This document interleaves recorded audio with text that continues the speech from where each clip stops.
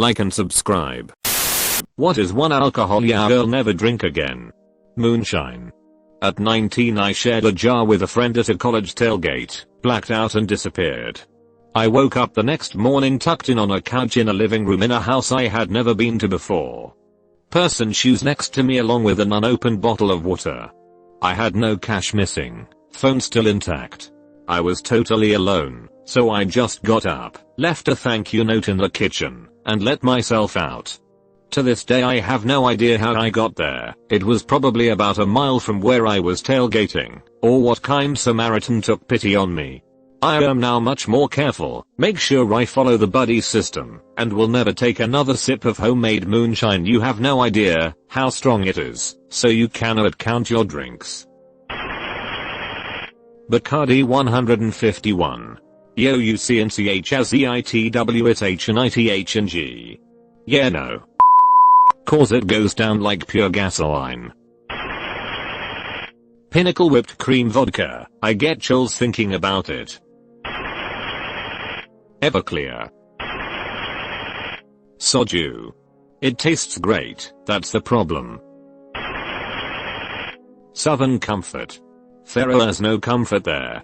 Edit, glad to see I am not alone, sorry to see so many similar experiences with this vile putrid sorry excuse for a liquor. So many lessons learned the hard way.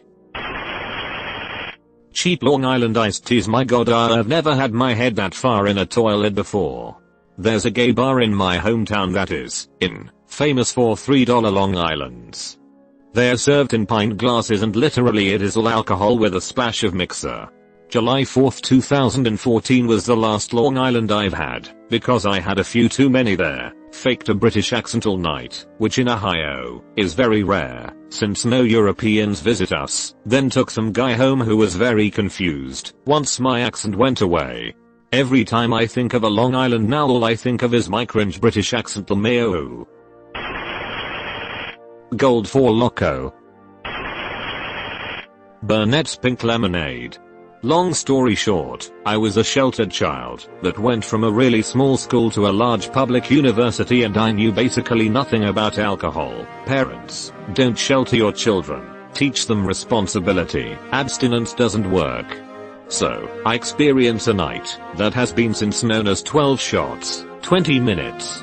That's how I got 2 strikes in one night freshman year of college. I didn't even do anything crazy, it was the 2 cops, 3 EMTs, 2 Raz and the hall director, all of whom made sure I didn't die of alcohol poisoning, that got me 2 strikes due to the amount of resources that was called in. Now almost any Burnett's, especially the pink lemonade, that brings back an enormous taste of shame-filled regret and puke. But hey, you learn the easy way or the hard way. I'm just glad my hard way was hard for me, and not hard on my friends and family. Don't underestimate alcohol and drugs. Do your research, kids. Tequila. Once bought around for many people, none of them wanted it, didn't want to waste money so necked them all. Spent 2 days dry heaving over the toilet bowl. I'm moonshine, real moonshine, while under the influence. I have never been so stupid in my life, and hopefully I will never be that stupid again. Woke up in a Denny's in another state on moonshine. Never again. Was with female friends, nothing bad happened, just blacked out. Pink Whitney. Took so many shots that I ended up with alcohol poisoning in the ear. Ginger, Fireball. Now these are old school ones, but Mad Dog 20/20 and Aftershock. Jagermeister. Pure. Unadulterated. Garbargello Vertical Bar. All of them. Over 9 years sober. Whoop whoop. My lords, worst tasting booze I ever had. Sambuca. Tequila. Took a big shot of some that had been sitting out in the sun at a party and I didn't realize. It wasn't just warm, it was hot. Nastiest thing I've ever taken a shot of, almost died on the spot. Hand sanitizer. I was drunk and Ed often took a big gulp of gel. I don't know why. I think shock value or something. Awful. Maybe with some soda, but never straight again. Never at all. That can kill you quickly if ingested. You are very lucky. There's help out there, if you want it. Hope you are doing okay. The alcohol in hand sanitizer is propanol, 3-carbon chain. The alcohol that's safe for human consumption in discrete quantities is ethanol, 2-carbon chain.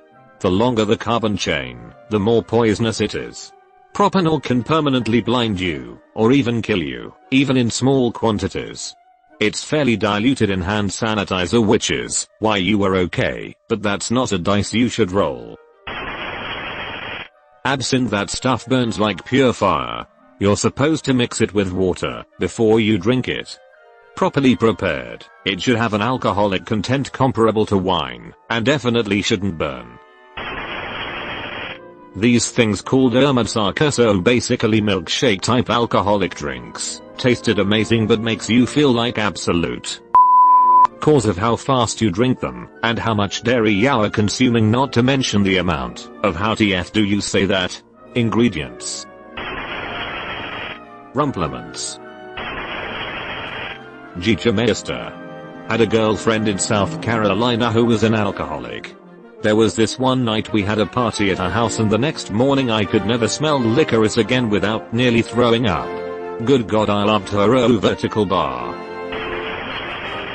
Malibu, or coconut flavored liquor of any kind. 21st birthday was December of this year, and I drank this god-awful fishbowl in the hotel bar, and threw it up an hour later. Still can't even think about coconut without gagging. Vodka. No explanation needed. We all already know why. Crown Royal. Ever since a certain night, when I was 14, even the smell makes me feel like I am going to bath, decades later. Bacardi Lemon. Goldskla, Germany. I had way too much of it one night over 20 years ago. For a few years, I would get nauseous whenever I saw it. Malort. Pretty much any. It kinda ruined my life there a minute.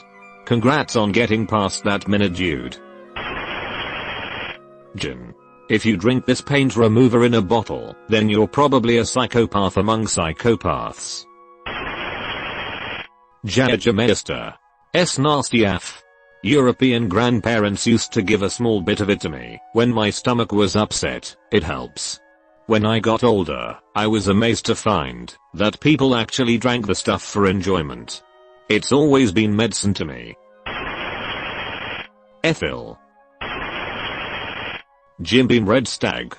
I like whiskey but hella no to Red Stag. I've always been hesitant and incredibly picky about cherry flavored stuff.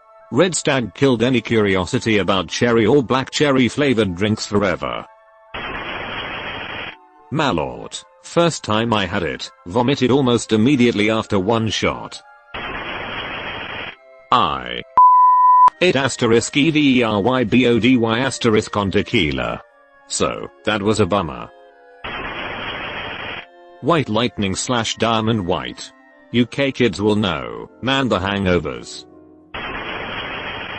Not even close in my entire 54 plus years, since Anno & Co. On 9/1984 I decided that, after pounding through 3 Carlsberg special brews, yes, those things, I would inhale, because I basically did 2 bottles of that vertical bar mixed with some Coca-Cola. Shockingly, I was extremely sick, and was taken to a hospital in South London. I still cannot even deal with the smell of that awful liquid. Bacardi 151. I think it's not sold in where I'm now. I remember drinking it on New Year, and woke up on an ICU bed. I was a med school intern then BTW. You've been visited by the ghost of a very important man. Pay your respects by liking and subscribing, and he'll grant you 3 weeks of good luck.